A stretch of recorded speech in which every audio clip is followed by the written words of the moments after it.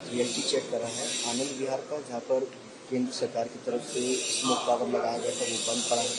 दिल्ली सरकार ने बाबा सिंह सड़क मार्ग पर 20 करोड़ की लागत से लगाया था, वो बंद होने की कगार पर अब चल नहीं रहे। वो भी तब जब पोल्यूशन का स्तर बढ़ रहा है। दिल्ली में आम आदमी पार्टी की सरकार है, पंजाब में पराली लगातार चल रही है, वहाँ पर भी आम आदमी पार्टी की सरकार है। बावजूद इसके पराली जलने रोक नहीं रही है, पोल्यूशन का स्तर से दिल्ली वाले।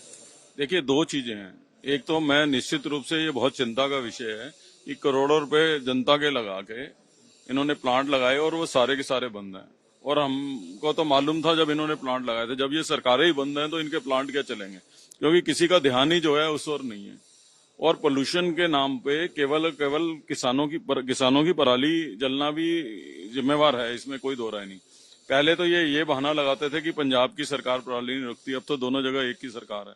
लेकिन फिर भी मेरा ये कहना है कि सिर्फ किसानों की पराली के ऊपर दिल्ली का पोल्यूशन डाल देना सिर्फ अपनी जिम्मेवारी से बचने का एक जो है ड्रामा है।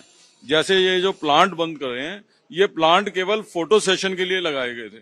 उसके बाद इनकी रख रखाव, इनकी देखभाल, ये चल रहे हैं नहीं चल रहे, वो देखने वाला कोई नहीं है। इसीलिए मैं कहता हूं कि चाहे वो केंद्र की सरकार है चाहे दिल्ली की सरकार है, गवर्नेंस जीरो है। और दिल्ली में पोल्यूशन की मेन वजह है व्हीकुलर पोल्यूशन, क्योंकि दिल्ली का पब्लिक ट्रांसपोर्ट सिस्टम एकदम बैठ गया है। दूसरा कारण है सड़कें टूटी होना, जिसकी वजह से डस्ट पार्टिकल हवाओं में जाते हैं। तीसरा है ग्रीनरी की बेल्ट कम होना। सेंट्रल वर्जिस के ऊपर हम अपने समय में प्लांटेशन करते थे और उन पे पानी बकायदा छिड़ते थे।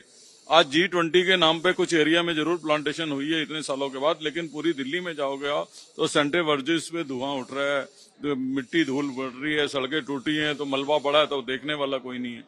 सबसे बड़ा पोल्यूशन का कोई कारण है, वो है इन दोनों सरकारों की गवर्नेंस और एडमिनिस्ट्रेशन फेलियर। किसानों की पराली उसमें ऐड जरूर करती है, लेकिन अकेला कारण नहीं है। अब आप किसानों का क्या कसूर है इसमें, अगर इनके जो है प्लांट बंद पड़े हैं, तो जिसका जिक्र आप कर रहे हैं उसमें किसानों का क्या कसूर है? अगर इनकी सड़कें टूटी हुई हैं तो उसमें किसानों का क्या कसूर है? अगर पब्लिक ट्रांसपोर्ट में ये बसें नहीं खरीद पा रहे, उसमें किसानों का क्या कसूर है? मेट्रो जो इस बात के लिए जानी जाती थी कि वो समय से पहले अपना काम खत्म करती है, आज 5-5 साल तक वो प्रोजेक्ट डिले हो रहे हैं मेट्रो के, उसमें किसानों का क्या कसूर है?